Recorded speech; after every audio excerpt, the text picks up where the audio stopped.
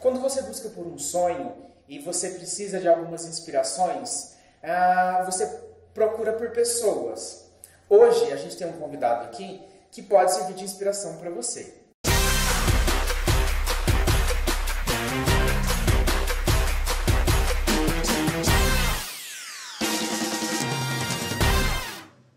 Ele é ator, ele é produtor e artista plástico. Saulo Meneghetti. Bem-vindo! Obrigado. Feliz com o convite de estar aqui com vocês. Compondo a quinta cadeira, né? Legal. Obrigado pelo convite. Gente, a questão é a seguinte, a gente já abordou o tema aqui algumas vezes, a questão da superação, dos limites físicos, etc. Mas é sempre bom a gente retomar esses assuntos. O Saulo, ele tem uma disfunção, é disfunção? Disfunção? É uma deficiência visual, né? Certo. Eu queria que você começasse a falar pra gente quando você descobriu o diagnóstico e já falar um pouco da sua vida artística, como tudo começou. Esse momento aqui, pode se abrir pra gente. Abriu o coração. Legal.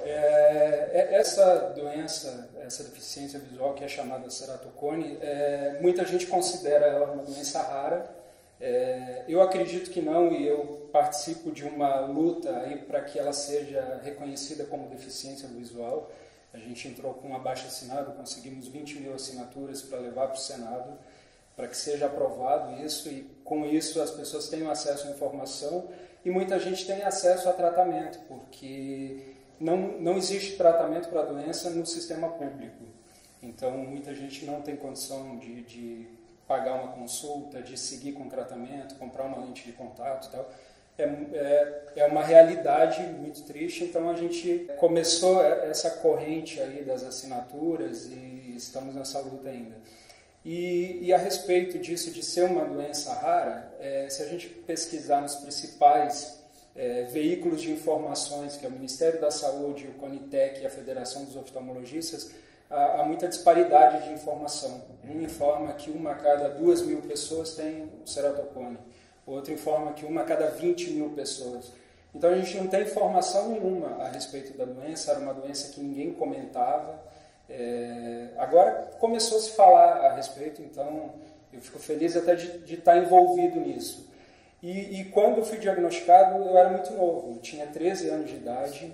É uma doença que ela é hereditária, então meus pais também tinham, o que facilitou para mim ser diagnosticado. Então meus pais já ficavam muito atentos aos sintomas, enfim, vivia fazendo exames, consultas, porque a probabilidade de ter o ceratocone era alta, porque os dois, o pai e mãe tinham, né? Tem, aliás. Mas assim, para mim, como foi isso quando eu descobri, eu não tinha muita noção. Primeiro que há 20 anos atrás, se hoje em dia se comenta muito pouco a respeito, 20 anos atrás ninguém falava. Sim. Então a informação que eu tinha era de convivência com os meus pais que tinham a doença e que a principal forma de correção era a lente de contato. O que eu sentia era dificuldade na época da escola, de enxergar no quadro e tal, mas que era muito comum, os colegas também, todo mundo, muita gente usava óculos, muita gente tinha essa dificuldade. Então eu não conseguia reconhecer ali a gravidade, talvez, da doença. Isso foi com o passar do tempo que também ela foi se agravando bastante. Era isso que eu ia te perguntar, se você vai perdendo a visão no processo, assim, ou se Sim. Começou o primeiro ano, eu tentei até usar óculos, mas não corrigiu com óculos, então já parti para a lente de contato com 13 anos. E hoje em dia eu tenho 30% de visão só. Então ela foi evoluindo muito. E ela pode chegar a zerar. Sim, pode acontecer. Eu me lembro, não sei qual era o nome da deficiência naquele filme da Bjork, o Dançando no Escuro. E eu lembro que, para quem não viu o filme, é um dos filmes mais incríveis, fortes e até perturbador, assim. É a Bjork que a gente está falando no final, né? Que é justamente o que porque ela tem uma deficiência, uma doença que acaba perdendo a visão, e a luta dela no filme inteiro é por conta do filho, que também tem, mas que ainda tem um prazo para poder fazer uma cirurgia. O filme é maravilhoso, Dançando no Escuro, procurem. E aí eu não sei, por isso que eu perguntei se ela realmente pode chegar a... Sim, em muitos casos as pessoas perdem totalmente a visão. O último recurso é o transplante de córneas mesmo. Mas tem muitos casos que a pessoa fez 2 vezes o transplante porque fez, aí teve rejeição, aí faz de novo. Tem gente que fez 3 vezes, tem gente que fez e não deu certo. Mas você vai perdendo a visão. Pode, em alguns casos, com 35 anos de idade, a doença estabiliza. Ela chega a parar. Eu estou com 34 e ela continua andando ali, apressada. Então, é a calma, então tá quase. Mais um ano, ela para. Mas essa questão sua da carreira, né? Porque a gente acabou ficando tão querendo saber sobre a doença e o Renato já tinha perguntado isso, para você falar um pouco da sua carreira, até para as pessoas saberem. Assim. Sim. Bom, eu iniciei minha carreira em Santa Catarina, eu sou de lá, sou de Chapecó. Nessa época que eu descobri o ceratocone, eu ainda não era ator. Eu fazia teatro, mas por paixão, sabia que eu queria ser ator, mas não fazia profissionalmente. Eu comecei profissionalmente com 15 anos, que eu entrei para uma companhia lá. E assim, no decorrer aí do processo da doença e da carreira, com 18 anos de idade eu mudei para São Paulo, iniciei minha vida do zero aqui, não tinha muitos contatos, aliás, não tinha nenhum contato em São Paulo, não tinha contato de trabalho e não conhecia a cidade. Sei como é. E aí então eu vim pelo sonho de seguir a carreira artística, enfim. E com o passar do tempo, nesse período principalmente inicial, eu escondia a minha deficiência porque eu tinha medo que de alguma forma fosse atrapalhar o processo, enfim. No início até era muito cansativo porque tinha um preconceito em cima disso, porque as pessoas não conheciam a doença, aí você fala, não, e aí eu uso lente de contato. Você usa lente de contato por vaidade. Não é vaidade, a principal forma de correção é a lente de contato. Mas então seu olho não é verde. Não, a lente é uma lente incolor, não muda a cor do olho. Então eram umas perguntas tão bobas diante daquela situação toda que eu falei, eu quero saber, eu não vou contar para ninguém. E tentei ao máximo isso. Né? Até explicar. Porque é sempre a mesma coisa. E curioso que mesmo contratado da Record, da emissora, eu não contei. Eles foram descobrir que eu tinha um problema em 2017, que eu tive uma alergia da maquiagem, peguei uma bactéria, e aí tive que tratar, me afastei uma semana das gravações. E aí que eu abri o jogo que eu tinha realmente um problema de visão, mas também não entrei muito em detalhes. Acho que mais a bactéria é de vocês. Eu tava super bem. A bactéria é de vocês, a culpa não é minha. Mas é curioso até isso, porque pode acontecer com qualquer um, né? Às vezes a manipulação do pincel, da maquiagem no outro. Aí eu ganhei um kit só meu lá de maquiagem. Pronto. Antialérgica, com meu nome e tal, tudo certinho, então não teve mais problemas. Mas aí você passa, quando você começa a esconder isso no geral, você começa a criar estratégias, né? Porque eu não posso dirigir, eu não tenho visão para dirigir. Então aí tem dificuldade para enxergar a placa, você vai pegar um voo, você tem dificuldade para enxergar qual o portão de embarque, e diversas dificuldades. Então eu falei, bom, eu vou criar uma estratégia de sobrevivência. Comecei a imprimir as minhas cenas com uma letra bem maior. Eu chegava muito mais cedo do horário que eu precisava chegar, que o set já estava montado. Eu via, vai ter câmera aqui, aqui, eu posso andar no cenário 7 passos para um lado, 7 para o outro, porque na hora do gravando eu não ia enxergar nada. Então, era arriscado até, mas virou uma defesa e eu me saía super bem, que ninguém percebia. Então, até foi legal. Não recomendo, mas foi legal. A gente se adapta, né? Sim. Não adianta, independente da situação, é do ser humano se adaptar, entendeu? Entretanto, isso exige muito, muito, muito esforço. Com base nisso, eu quero te perguntar. Estás falando agora de todo esse esforço, né, para poder passar despercebido, né, em relação ao que tu tens. A carreira de ator é algo que tem esse grande perfume de instabilidade, entendeu? E tem essa questão da doença que existe a correção com a lente, mas fica a esperança para muita gente do transplante, né? Porque tem gente que, não, já troca logo, né? O povo acha que é grana, mentira. A pergunta é, como ter inteligência emocional para lidar com toda essa estabilidade? Na carreira, na saúde, na vida pessoal, como é que tu fazes para te manter são?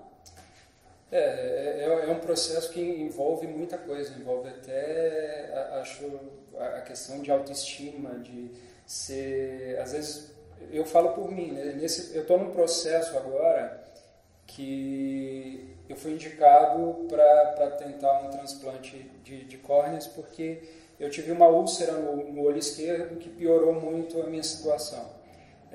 Então alguns médicos acharam que o caminho seria esse. E aí nesse período usando só a lente do olho direito. Aí quebrei minha lente do olho direito. Aí, meu Deus, banho de arruda, desgraça pouca bobagem. Fera, e aí fiquei um período aí até se resolver que caminho iria seguir sem enxergar direito. E isso afeta muita coisa, porque você tem que se arrumar para ir para um compromisso, você fica naquela insegurança, pô, será que tá legal, será que tá bom? Porque eu não tô vendo. Eu vejo um vulto ali por conta dos 30%. Então, afeta muita coisa. Eu acho que você tem que procurar ter uma cabeça muito legal, você tem que pensar muito no que você quer para a tua vida. E, especificamente no meu caso, eu sou muito prático. Então, eu falo, o problema é esse e eu posso resolver de que forma? Eu acho que a forma com que você encara o problema faz toda a diferença, porque o problema vai estar ali, vai existir de qualquer forma. Então, diagnosticado com um possível transplante. Claro que primeiro você dá uma surtada, normal. Você fica mal, fala, poxa, e convivo com isso porque meu pai é transplantado. Sim. Mas aí você fala, poxa, passar por um transplante, aí eu vou ter que ficar muito tempo sem trabalhar. Aí você começa a criar muita coisa na cabeça. Então, o primeiro processo, acho que normal é esse de dar uma surtada, ficar apavorado. Aí entra o lado prático, fala, o que eu preciso fazer para resolver? Então, qual é o caminho, aonde eu tenho que ir, que consulta eu tenho que fazer, qual é o tratamento e tal. E aí você começa a buscar as alternativas, né? E aí acho que a gente pode falar mais para frente que talvez eu tenha um desvio no caminho aí em relação ao transplante. Você acha que a minha irmã, ela tem diabetes e ela já perdeu bastante também Vocês conhecem a minha irmã, né? Sim, Vocês conhecem a minha irmã. Minha irmã também, ela não enxerga, eu não sei a porcentagem da visão dela. A diabetes afetou a visão. Mas ela enxerga bem pouco mesmo, bem pouco, acho que até menos do que você. Porque ela, por exemplo, ela não difere, ela não consegue ver degrau, para ela é uma coisa só, sabe? Sim. Então é muito difícil para ela. E ela uma vez falou isso, que a dificuldade que a pessoa tem quando ela se vê com uma deficiência, com um problema assim, é primeiro de autoaceitação, de tipo, não, eu tenho esse problema, como é que eu vou lidar com ele? E o que eu vou fazer para poder driblá-lo? Porque é o que você falou, ele não vai sumir, ele vai ficar ali. Ele vai te acompanhar, às vezes pode até piorar, e você tem que aprender a lidar com ele de algum jeito. E esse é o grande desafio. É que eu acho que não tanto para o seu caso, como você disse que tem uma questão hereditária e tudo mais, mas no geral, o que eu falo muito junto com essa autoaceitação, é você combater o seu autopreconceito, né? Porque até então a gente acha que a gente não tem preconceitos. E aí, de repente, você vê um diagnóstico, é o momento em que você repara que não, pera aí, mas aí então eu penso isso sobre isso, mais isso. Então, como é que eu desconstruo todas essas informações que eu tinha para poder lidar melhor com isso, para poder chegar numa aceitação? Acho que você começa a analisar tudo isso, né? A praticidade. E isso é muito importante porque aí eu falei, beleza, eu vou encarar isso. A primeira coisa que eu pensei, eu não vou contar para ninguém. Eu não vou tornar isso público. Se dependesse de mim, não ia contar nem para a família e tal, para ser prático o negócio. Fazer uma comotion, né? E E aí eu falei, bom, mas eu preciso entender melhor como é isso, porque meu pai fez o transplante há 30 anos atrás, então a medicina evoluiu muito. Aí eu comecei a procurar grupos de pessoas com ceratocone que ou estavam aguardando o transplante ou tinham feito o transplante. Comecei a conversar com muita gente e comecei a ver toda essa questão de não ter informação a respeito, de muita gente chegou ao ponto de precisar fazer o transplante porque foi num oftalmologista que não informou que ela tinha essa doença, então ficou tardio o tratamento. E aí você começa a se comover com muitas histórias, muita gente que de certa forma não tem voz para falar sobre a doença ou o que ela está enfrentando. E eu comecei a pensar, falei, pô, não é justo eu que trabalho num veículo de informação, que tem uma vida pública, que posso levar informação, posso chamar atenção para isso, passar por tudo isso, fazer o transplante e tal, em silêncio, sem dar voz para essas pessoas. Então, aí eu comecei a entender também qual era o meu propósito nisso, porque eu acho que eu tenho muita fé e eu acredito muito que Deus tem um propósito para tudo na nossa vida. E eu falei, bom, talvez esse seja um dos propósitos, né? E aí eu tornei público isso, eu me engajei com essa campanha de ir atrás de assinaturas. É um advogado do Paraná que fez esse projeto, ele também tem ceratocone. E eu falei, bom, faltam quantas assinaturas aí? Comecei a divulgar, a gente conseguiu rápido as assinaturas, foi levado agora para o Senado. E eu falei, bom, entre essa questão de aceitação e a questão da forma com que você enfrenta a situação. Para você ver como que lá no começo você citou 3 importantes canais de informação e 3 canais que não tem uma unidade, não tem uma informação correta. Sempre relacionado à saúde, principalmente algumas doenças, deficiências um pouquinho mais marginalizadas, começa pelo básico. Eu falo que onde a gente precisa encontrar a informação, a gente não acha. Então isso é muito... Eu fico realmente feliz, emocionado. Os meninos sabem como eu sou do rolê de saúde social, pela minha história e tudo. Primeiro que você acabou de ganhar vários pontos como artista, porque é justamente isso. As pessoas me perguntam, falando, a pessoa não tem obrigação de abraçar uma causa. Mas se ela consegue, entendendo a sua função social como artista, também se colocar, eu acho que é um ganho para todo mundo, né? Eu acho que aí a pessoa como artista cresce muito mais. É uma oportunidade muito bacana, né? De trazer isso, de dar voz, levantar outras questões, e, enfim. E de ser esse norte, porque é isso, a pessoa procura no Google e não acha uma informação correta, preciso encontrar alguém que me ajude. Não tem canal no YouTube de pessoas que passam por isso e contam sua experiência no dia a dia, como lidam para ajudar? Chama Chave 5, agora vai ter um canal e a gente vai... Hashtag Ceratocone, o Saulo está aqui levantando a bandeira com a gente. É importante a gente está aqui falando de informação, e a gente na verdade, assim, vamos começar jogando informação aqui para que as pessoas entendam o que é exatamente, tentar visualizar. Às vezes a questão concreta é mais fácil para entender uma dificuldade ou uma doença. O ceratocone, existem N doenças oculares, né? Tipo, por exemplo, eu sou míope, tenho 9 graus de miopia, sem lente de contato, assim, tipo, não dá. Só que a minha lente, ela é gelatinosa, ela é muito fina, ela é extremamente confortável. Ela é bem mais confortável. Exato, é diferente. Por quê? Algumas doenças refrativas, astigmatismo, miopia, etc., elas têm um achatamento da córnea, ou na vertical, ou na horizontal, ou lateral, né? De tipo... da retina com o fundo ocular ou assim, de cima para baixo.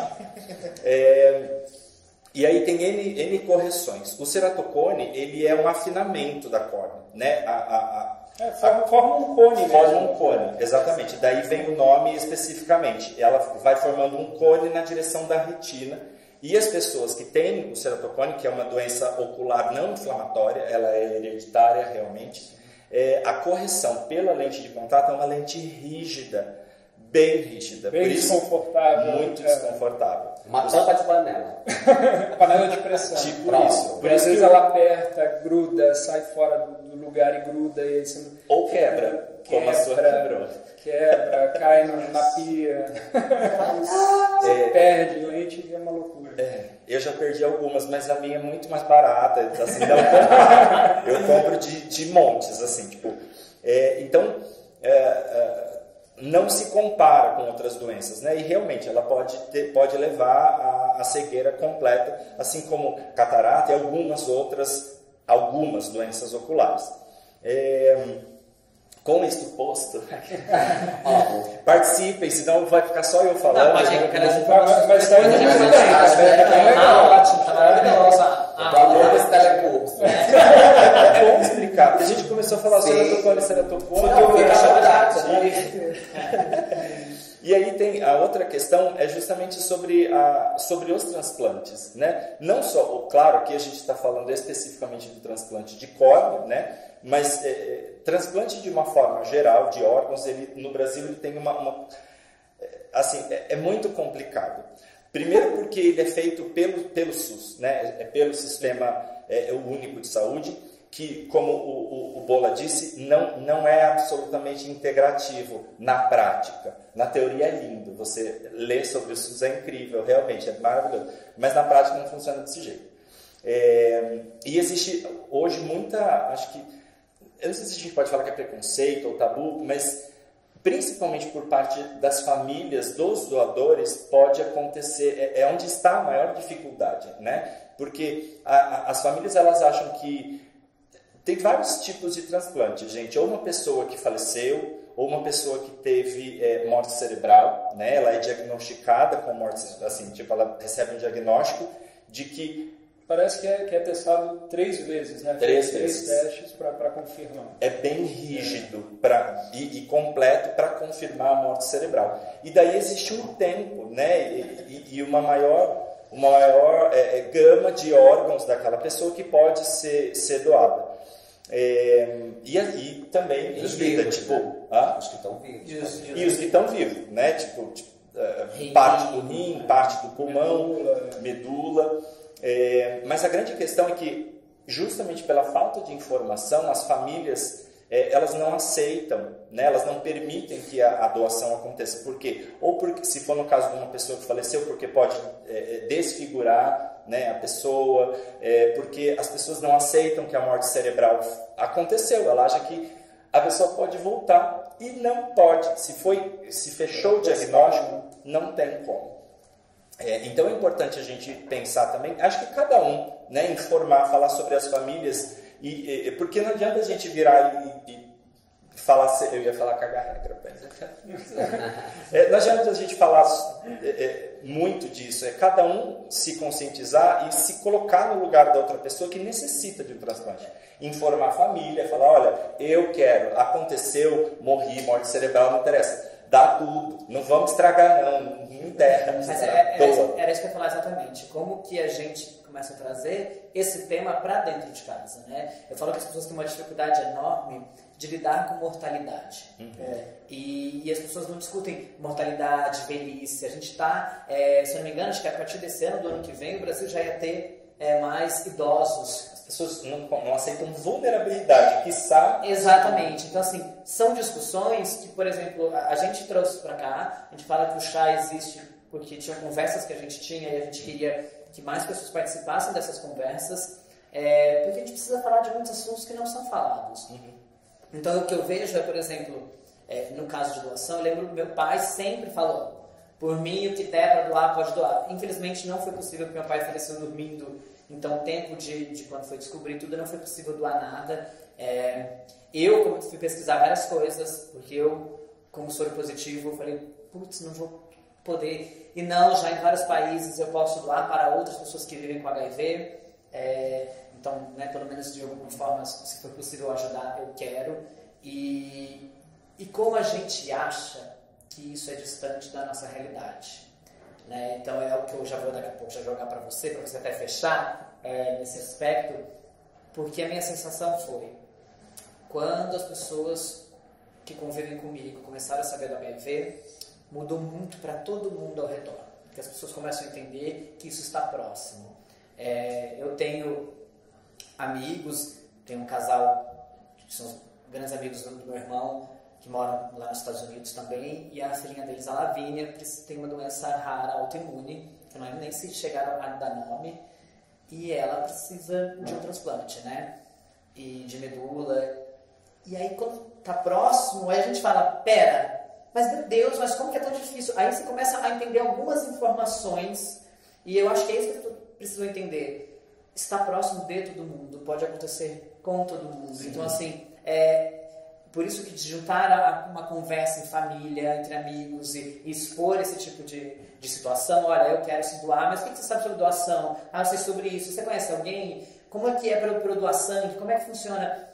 Precisa, gente. A gente é uma geração, principalmente quem está assistindo o YouTube, geralmente são pessoas mais jovens, que estão tão à frente de muitos assuntos hoje em dia, e que a gente fala, o ativismo do sofá, em vários momentos ele é válido. É bacana você estar lá na internet e fazer uma UE. Mas para uma situação como essa, não é suficiente, né? Você precisa ir até lá. Você precisa se colocar disponível para uma doação. Sim. Então, tem que acontecer de verdade, né? Exato. E aí a sensação também é essa. Eu acho que é meio óbvio, mas às vezes as pessoas precisam crescer a bordo de um óbvio. A partir do momento que você começou a contar, como é que foi a reação das pessoas ao redor? Isso do transplante, da doação de órgãos, antigamente tinha muita história em cima disso, que é justamente o que você falou de vai desfigurar. Doação de órgãos é uma coisa muito linda, porque você tem que pensar que você não está mutilando a pessoa que você amava.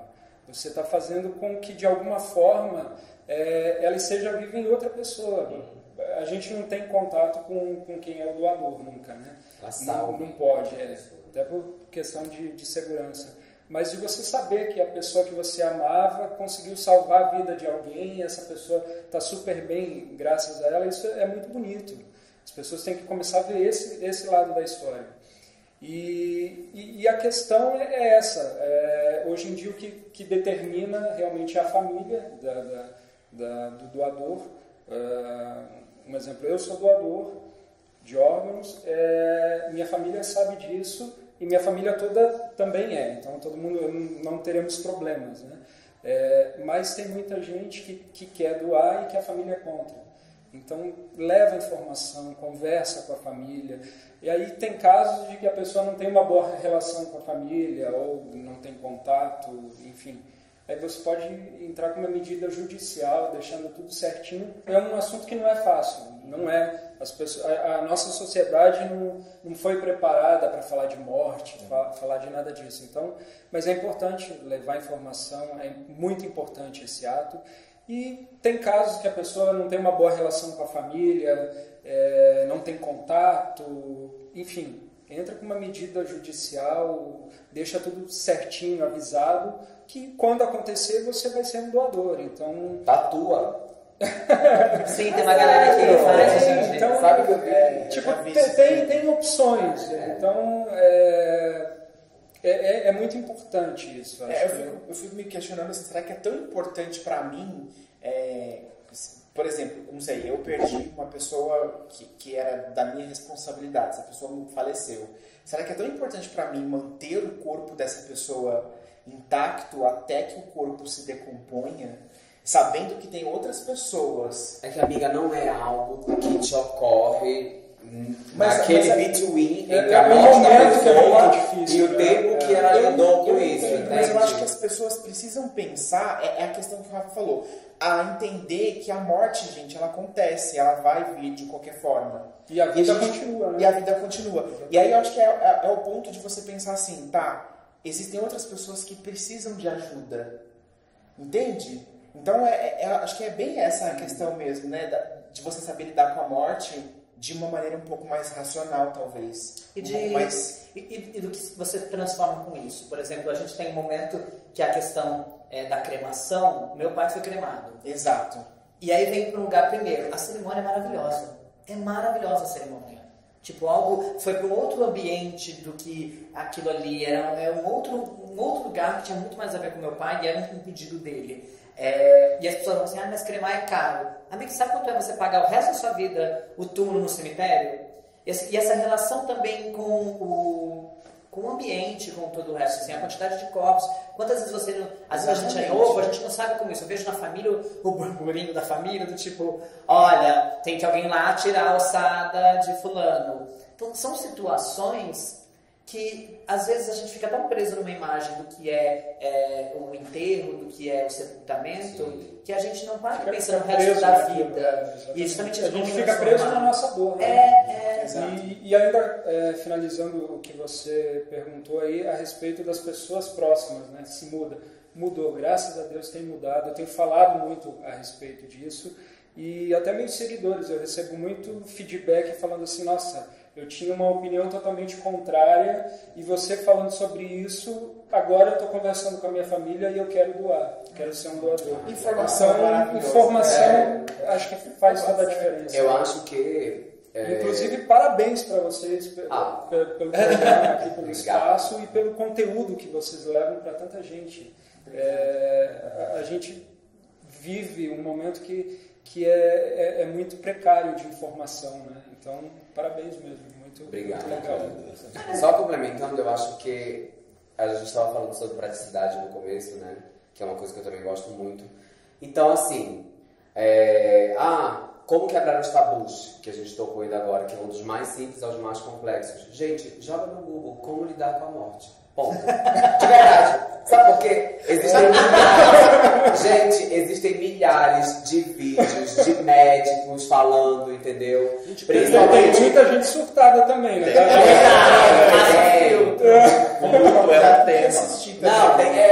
Enfim, mas eu tô te falando, eu conheço, tem uma médica famosa, Ana Cláudia Quintana Arantes, que ela é geriatra e só lida com pacientes terminais. E ela fala muito sobre isso, né? Sobre luto. Sim. E é realmente importante a gente saber e ter uma outra noção disso. Se você for muito maravilhosa e puder pagar terapia, leve para ela.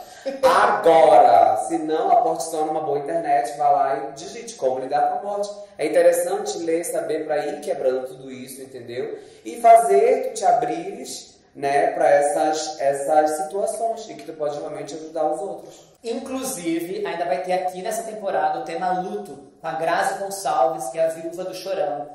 Um tema que vai ser, maravilhoso.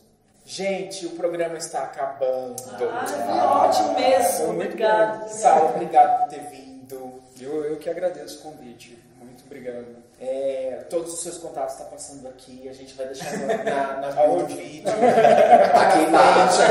Ai, olha o nude. Gente, muito obrigado. Não se esqueçam de seguir a gente em todas as nossas redes. Vocês estão vendo aqui, né? Aqui atrás está tudo aqui escrito. Isso. Então, compartilhem os vídeos, deem um like. Vão lá na página da Barilla, né? Nosso cenário maravilhoso. E é isso. Até semana que vem. Um beijo grande. Um brinde, que o programa foi muito Um brinde. Foi maravilhoso o programa. Gente, a gente fala de cada tema que a gente não tem ideia, né?